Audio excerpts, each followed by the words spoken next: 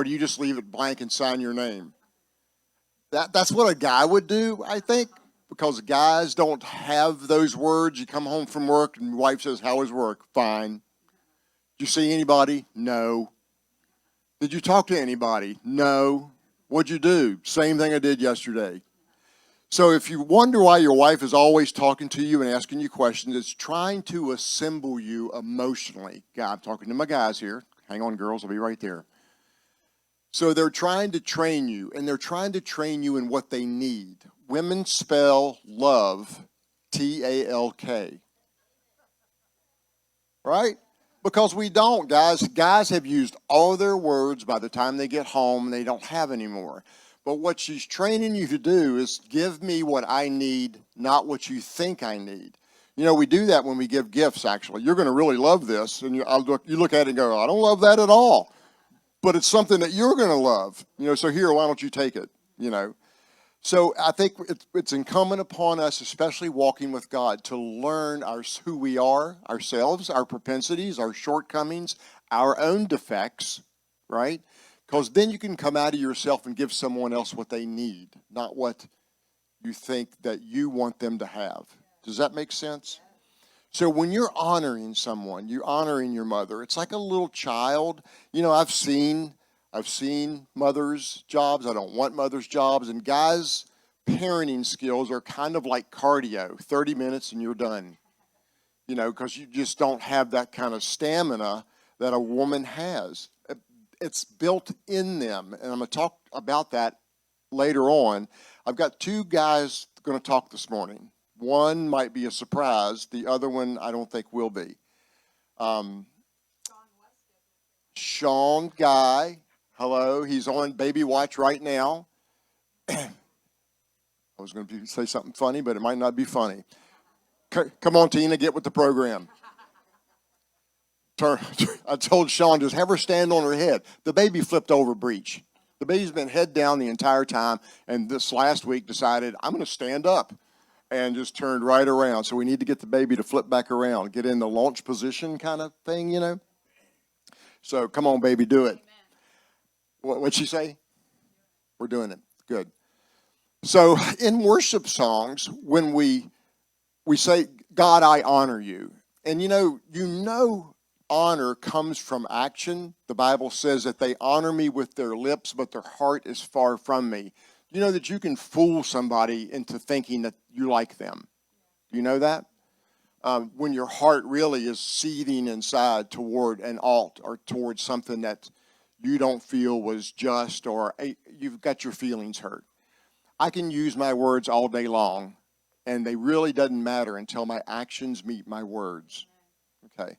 So what our girls are getting us to do, and thank you moms for doing this and learning to do this, I think it's more innate in you than it is guys, is to teach us and to assemble us, if we'll let ourselves, on how to use those words. It will pay benefits. It will. You ever meet a guy that just can talk, that they're very assembled and they talk and maybe talk and they talk, but they've learned to use their words. So that's what we're going to do this morning in honoring our girls. We're going to honor with words, with thoughts openly expressed with our mouth. That's called words. So if you would start making your way up here. Eric McDonald, ladies and gentlemen. Just in from Florida, I heard. I hope it was a good trip. You want this or do you want the hand? Bless you. Thank you. Good morning. How's everybody doing? Mother's Day. I got to get my notes out here.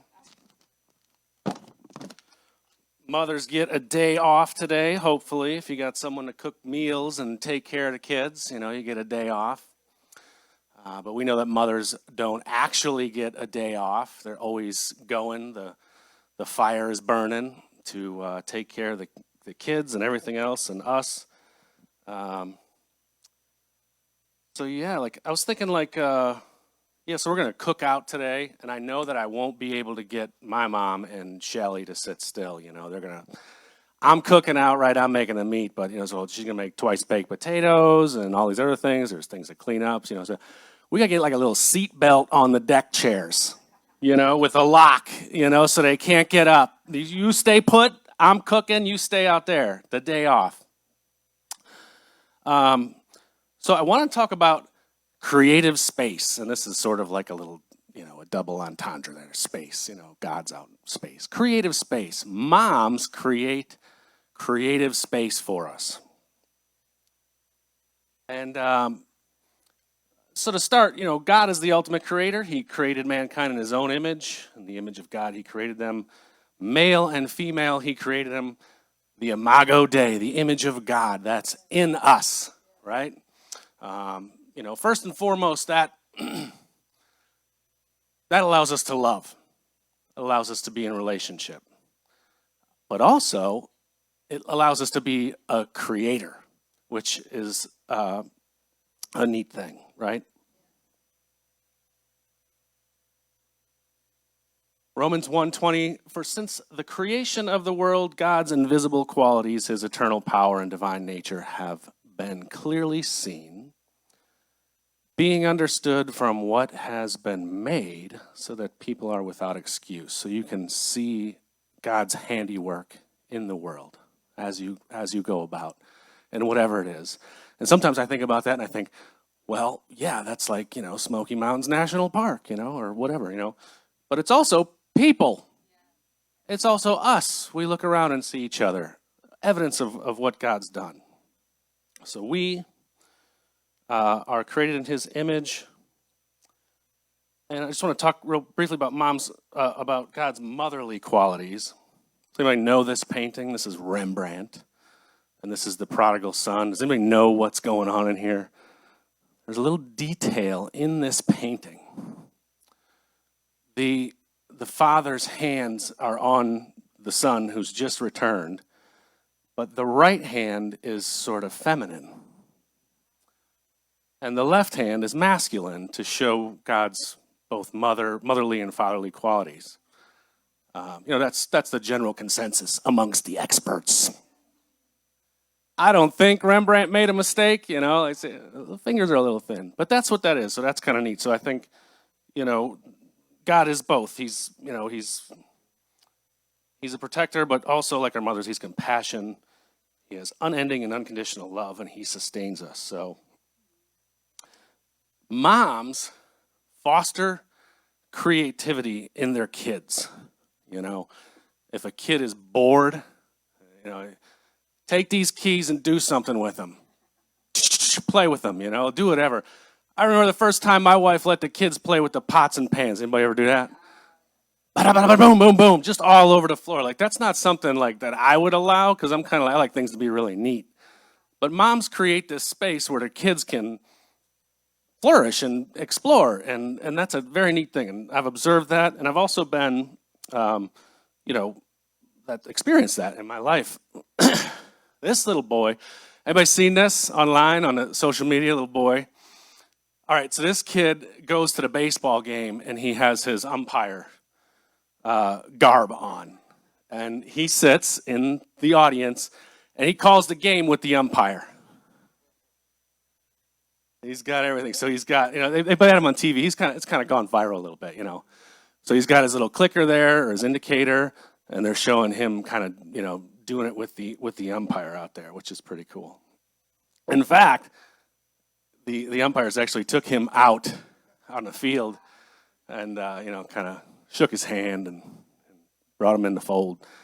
And I don't really know the whole story, but I took this little screen capture out of the video. That's mom. I did kind of look at that's mom. Look at her taking the selfie with him, Like, mom fostered that, right? Like, that's okay for you to go to the game as the umpire and sit up there and call the game. And everybody loved him, which is really neat. So I'll let you in a little secret. When I was a kid, I used to play baseball by myself in the backyard with a pitchback net and a batting tee. And that's not because I wanted to be an athlete or a baseball player. I wanted to be a groundskeeper. I have always, the thought of taking care of a stadium or, a golf course, football field, whatever, that always appealed to me more than being an athlete. So my mom let me tear up the backyard. I made skinned areas with dirt. My dad made some bases. She used to come to my game, give me a couple cents. I had a little thing. She would charge admission. She'd sit up there and watch me. Yeah, so that's kind of neat. That's a little weird. So you have that image of the mom and the space to be creative and kind of explore, and I think there's a prototype there for God and us and humanity. Like I work at a creative agency and I work with some super talented people, writers, graphic designers, programmers, some of the most talented people in the world.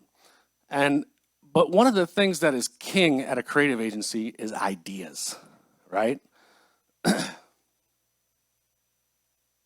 And so we do these brainstorms, and you need ideas, and then you execute it with talented people.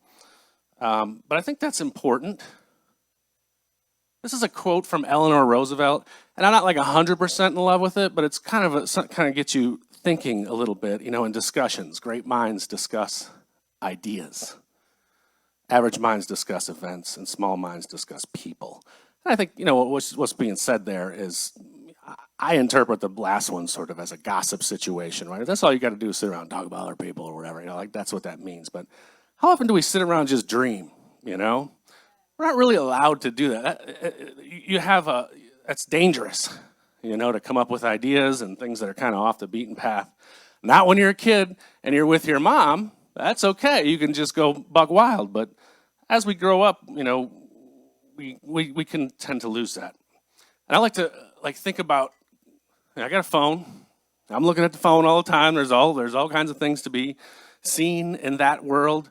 And it's a beautiful thing, I think. But I have this concept of balancing out creating and consuming, right? Like it's great to consume. There's wonderful things that are being done online, wonderful things to see, music to hear. But once in a while, you got to put your hand to it, do something, like go out there and do something. And that feels good because if you constantly consume, you become listless, right? And you say, well, everything's just a drag, all I do is work and then, just do nothing. And creating makes you feel alive, and it could be anything. It could be cooking a meal, writing a letter, pulling some weeds. It could be something a little bigger, like prepping a race car and going racing. Computer programming, making a bead bracelet, whatever it is. And it takes effort to create, and perfect conditions never come. Say, oh, well, when I get some cash or whatever, when I get some time or when the weather's better or whatever, there's never perfect conditions. Guy came and did our floor one time from Burkholder's down there in the kitchen, and he told me, it was like a brilliant lesson. He said, the hardest thing is just getting started. You got to get started. You know what I'm saying? You got to get off the couch or whatever's holding you back, whatever you're feeling listless about, you just get started. Just go for it. So, that's the gist of it. The mother and child arrangement as a prototype of God and humanity in a space to be creative. And, you think about, pray about that. What does that mean for me? Maybe that means you allowing a space for somebody else to be creative. As a manager at my job now, I don't really do a lot of that, but I'm trying to create fertile ground for people to be creative. So that's sort of what I'm imploring today. One of the great memories I have with my mom is driving from Milwaukee, Wisconsin to Pittsburgh, Pennsylvania to go to college in 1997. We headed out and hit the road and checked out the college, and it was a great time, great road trip. So fast forward, 26 years later, I'm on a road trip with my mom right now. From St. Petersburg to Greencastle, Pennsylvania. We're on the road trip right now. Don't try to do the math on that. I actually flew down there, we drove back, and I'm going to catch my plane back to Hagerstown next week. So we got another road trip in front of us. And we're having a great time, and she's here with me today in the back. And finally, we just want to thank you, Lord, for mothers. And thank you that you've made us creators and that you've given us space to be creative. Thank you for mothers who've created a fertile ground for their children to flourish and grow, create and explore. We ask you, Lord, that you would bless and comfort those who don't know their mother, and bless the many who have taken on the role of mother for another child. Amen. And I want to thank you, TLC, for a flower arrangement for your mom. Happy Mother's Day.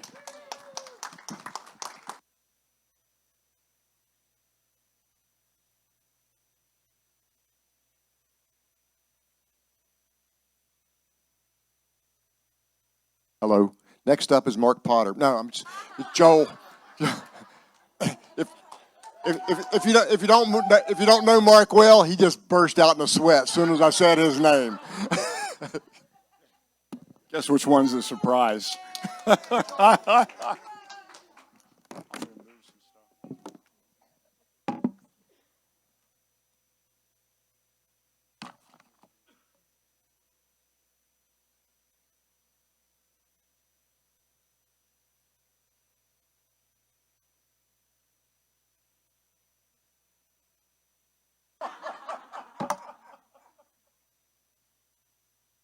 Cutting stuff out already. Haven't said a word. How do you do this? So here we are. This is Mother's Day, right? Third most well-attended day in church, next to Christmas and Easter. Think about that. This guy asked a guy who's never done this before in his life to stand in front of you guys and say stuff. Come on. I'm going to read you a story. A physics teacher, I think it might have been Dan Barrett, at school gave the class a lesson on magnets.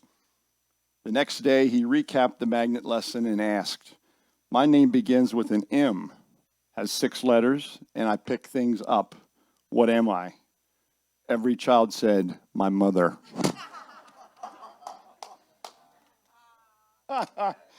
Yeah, I laughed myself, so you have to get used to that. There's a lawyer story that I heard years ago. I asked this guy, "What's it like to be a lawyer?" And he said, "Well, when you have the law on your side, you pound the law. And when you have the evidence on your side, you pound the evidence. And when you got nothing, you pound the desk."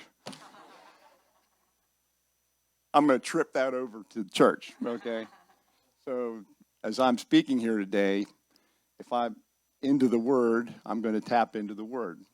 If I'm into a testimony, I'll tap into the testimony. And if I'm going blank, I'm tapping this table. So watch out for the table tapping. Could be a lot of it. I'm highly attention deficit, so I could just be boom, boom, boom, boom, boom. You guys be going like, what in the world is he talking about? Okay, we're going to spend a few minutes talking about the fact that motherhood is not for the weak. And I think that anyone in this room who is a mother or a stepmother knows that motherhood is not for the weak. And, you know, I guess to some extent what I'm going to say probably speaks more to younger mothers, but I think there's a lesson in it for everyone, including fathers. So we're going to talk about Mary this morning, Mary, the mother of Jesus. So from a biblical perspective, you know, one could argue that, you know, Mary is probably the best example of being a mother if you think about it, okay? And it's easy enough to focus. So when you think about Mary, where's the first thing you start? Okay, the angels visiting her, pregnant, virgin birth, trip away from the guys that were chasing them, on and on and on and on and on. But she really lived a very, not treacherous, but a very difficult and human life as the mother of Jesus. So I've selected, thanks the help of my lovely wife, I've selected 3 scenes, if you will, where Mary was being the mother of Jesus. So the first one is from John 2, 1 through 11. I don't have any slides. Sorry about that. So you're just going to have to listen to me read it. So this is the wedding in Cana. Everyone familiar with the wedding in Cana? First recorded miracle of Jesus. Maybe it wasn't the first one, but it's the first recorded one. So on the 3rd day, there was a wedding at Cana in Galilee, and the mother of Jesus was there. Jesus was also invited to the wedding with his disciples. Time out. It's the attention deficit. I'll be all right. when the wine ran out, the mother of Jesus said to him, "They have no wine." And Jesus said to her, "Woman." Now, if you've read this passage, that's a very key word in this scripture. So Jesus said to her, "Woman, what does this have to do with me? My hour has not yet come." His mother said to the servants, there's no other dialogue in between "my hour has not come" and his mother saying to the servants, "Do whatever he tells you." Okay? Few words, a lot in that. Think about that, okay? So now there were 6 stone water jars that were for the Jewish rites of purification. They washed themselves. The Jews washed themselves at weddings before the meal, et cetera, et cetera. Each holding 20 or 30 gallons. Jesus said to the servants, "Fill the jars with water." And they filled them up to the brim. And he said to them, "Now draw some out and take it to the master of the feast," who would have been the caterer. So they took it. When the master of the feast tasted the water, it had now become wine, and he did not know where it came from, though the servants who had drawn the water knew. Servants watched him do it. Okay? The master of the feast called the bridegroom and said to him, "Everyone serves the good wine first, and when people have drunk freely, then they serve the poor wine." There's a side message in here, too. Outside of Mom, I'm going to tell you it now. So, you always serve, if you drink wine, you always serve the good wine first, because by the time you're finished with the good wine, your palate's already shot, and then you can serve the cheap stuff, and no one knows the difference. Okay, so, and so the side message, if you think about that, is think about God and think about perfection, all right? So here we're going to turn this water into wine. These people have already been drinking for goodness knows how long. He could have made any wine he wanted to make. He didn't have to make really, really good wine. But God is perfection, and this is a really simple example of how God is perfection. Okay. Now we're going back to Mary. Okay. So everyone serves the good wine first, and when people have drunk freely, then they serve the poor wine. But you have kept the good wine until now. And in verse 11, this, the first of his signs, Jesus did at Cana in Galilee and manifested his glory, and his disciples believed in him. So the takeaway, what's the takeaway from this? So I have 2 children. Right now I've forgotten how old they are, but 41 and 38, okay? And so having been around them their entire lives, all right, I know them. Now, they may not want me to know them, but I know them. I know their idiosyncrasies. I know their attitudes. I know everything there is to know about them. I think it's important to understand from these verses that Mary knew Jesus. He wasn't just the Messiah. She'd been around his kid for 30-some years, 31 years, okay? So she knew him. She knew who he was from the beginning, right? So there wasn't any doubt about that. So she knew him, which is why she had a relationship with him enough to trust him enough to basically say, "Make some wine, dude." Okay? Now, even though he rebutted her, the respect that he had for her comes out when he referred to her as woman. So if you read everything else that Jesus said, he never called any other woman woman. Woman was a sacred phrase in their language for females. It was a word of respect, okay? And so when you look back in the Old Testament and you think about Eve, who was woman, right? Mother of mankind, and here is Jesus recognizing that Mary is woman, mother of the Messiah, right?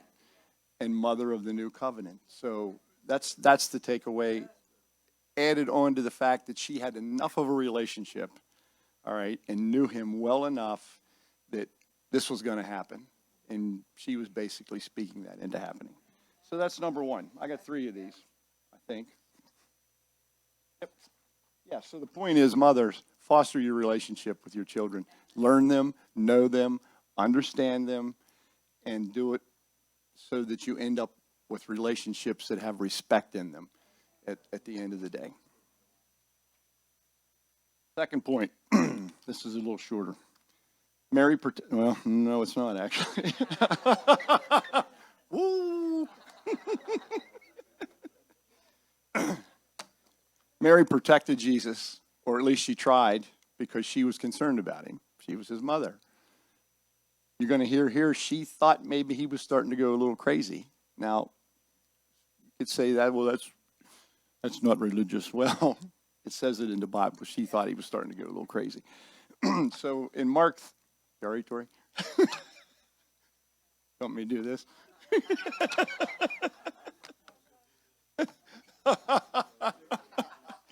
It's moving, trust me. It's moving. Side stories, yeah, got a couple. I'll be all right. Anyway, Mark 3, 1 through 6. Again, he entered the synagogue, and a man was there with a withered hand. And they watched Jesus closely. They were always watching him closely, by the way. They weren't watching him closely to see what he was going to do in a helpful way. They were watching him closely so they could see how to get him, okay? So when it says they were watching him, they mean his enemies were watching him. So they watched Jesus closely to see whether he would heal on the Sabbath so that they might accuse him. That was a big deal. He didn't do anything on the Sabbath, right, for the Jews. And he said to the man with the withered hand, "Come here." And he said to them, "Is it lawful on the Sabbath to do good or to do harm, to save life or to kill?" But they were silent because they weren't going to fall into that trap. And he looked around at them with anger, grieved at their hardness of heart, and said to the man, "Stretch out your hand." He's fixing to heal this guy, right? "Stretch out your hand." He stretched it out, and his hand was restored. And the Pharisees went out and immediately held counsel with the Herodians, which were King Herod's cronies, okay, against him on how to destroy him. That was Mark 3, 1 through 6. Now, Mark 3, 21, and when his family heard it, they went out to get him, for they were saying he's out of his mind.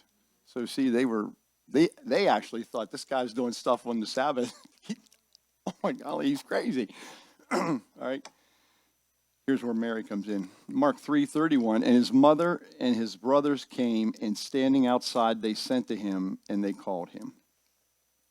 So I'm going to tell you a story. Take a drink of water first, and I'll tell you a story. It's got Billy's name in it. So the takeaway from that is mothers, protect your children. Very, very important that you protect your children.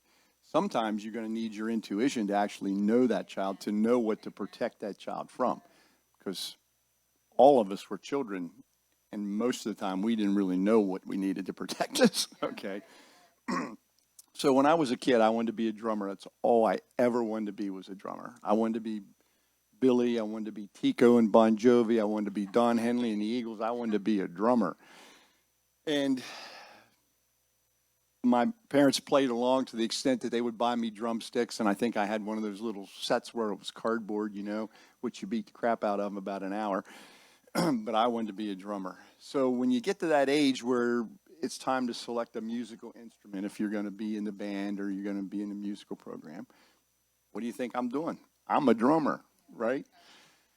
So come home, said to Mom, it's time to pick my instrument. What are you picking? A drummer. You're not going to be a drummer. Yeah, really, it's a true story. But think about how it relates, as I finish it here, think about how it relates to protecting your children. So I think I tried again, tried again, I don't know, it's 55 years ago. But anyway, the story was that eventually she got to the point where she said, listen. I said, Mom, what's the deal with me being a drummer? You know that's a tap on everything. And she said, I'll tell you, the deal was really simple. I'm not going to have a son of mine hanging out in a smoky bar room or in a concert playing drums. Now, it may sound like a silly story, but she knew me. And she was protecting me, okay? Her intuition was protecting me. And as I reflect back on that, she was exactly right. Might not have been Tico, but I'd have been there. Anyway, protect your children. Use your intuition. Extremely important. Dads, you need to do the same thing. You got the same qualities packed into you. Now, third and last, as horrible as it was, she watches her son be executed.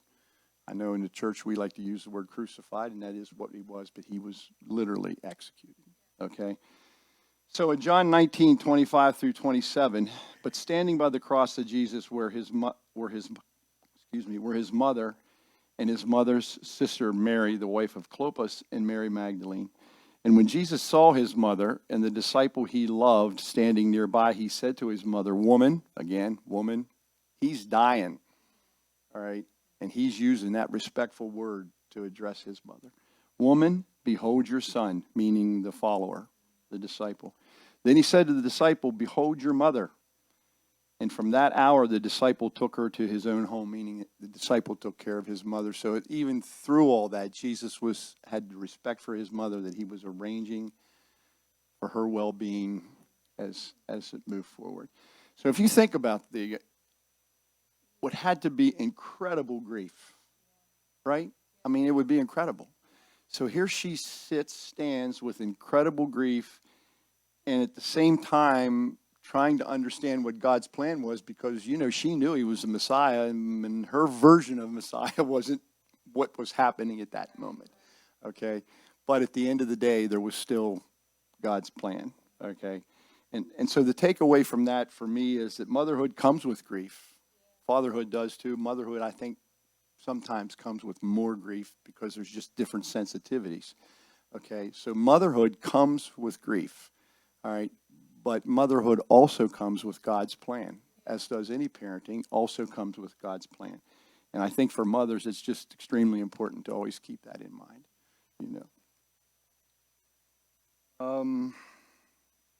Okay. Bing. Story. So to summarize Mary, and then I have a parable that I want to read to you, okay? And I want you to really think about it. So just to kind of summarize the Mary part, if you think back on what I've said, if you then go back to the Immaculate Conception and walk your whole way through that, okay, you can see that Mary was just a tremendous mother. And she carried a lot. She carried what she knew. She carried what she saw. And at the same time, she carried faith in God that this is going to work out, okay? Okay, so I'm going to end this little novella with a parable. Come on, man. It's called The Conversation of Two Babies in a Womb. Has anyone ever heard it? Heard it? Okay, well, you're going to hear it. All of you, as long as you stay in this room. But I want you to think about it while I'm reading it, all right? It's got to promise me you'll think about it. All right, here we go. So in a mother's womb were two babies, and the first baby asked the other, do you believe in life after delivery? And I'll just ask everyone here, how many of you all believe in life after delivery? I'll be the first one. All right, here we go.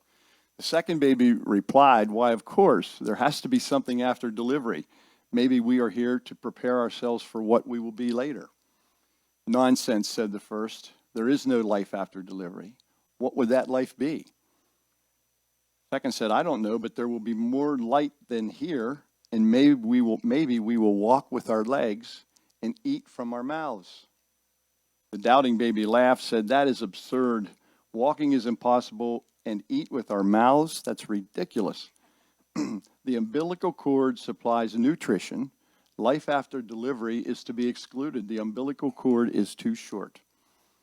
The second baby held his ground. He said, I think there is something, and maybe it's different than it is here. First baby replied, no one has ever come back from there. That's true. Delivery is the end of life. And in the after delivery, it is nothing. Come on. But darkness and anxiety, and it takes us there is nothing but darkness and anxiety, and it takes us nowhere. The other baby says, well, I don't know, said the twin, but certainly we will see mother, and she will take care of us. First baby says, mother. The first baby laughed loudly. You believe in mother? Where is she now? And the second baby calmly and patiently tried to explain. She is all around us. Jesus is all around us, right? Come on. It's in her that we live. Without her, there would not be this world. The doubting baby says, ha, I don't see her, so it's only logical that she doesn't exist, said the first baby. To which the other replied, sometimes when you are in silence, you can hear her. You can perceive her. I believe there is a reality after delivery, and we're here to prepare ourselves for that reality when it comes. The point of that for me is that Jesus has a mother heart, right? I mean, Jesus has the same heart as mother. In this parable, that baby's talking about Jesus, okay? And which I think is a beautiful thing. So to God be the glory. Happy Mother's Day.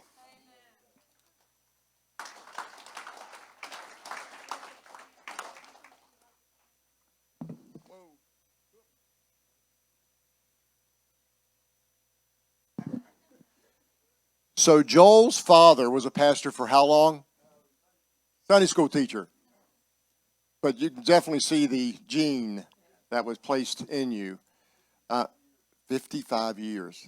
That's amazing to me. So guys, we can all do that, right? This is what we're being trained for. Yes? I know it just, everybody gets scared when you talk like that.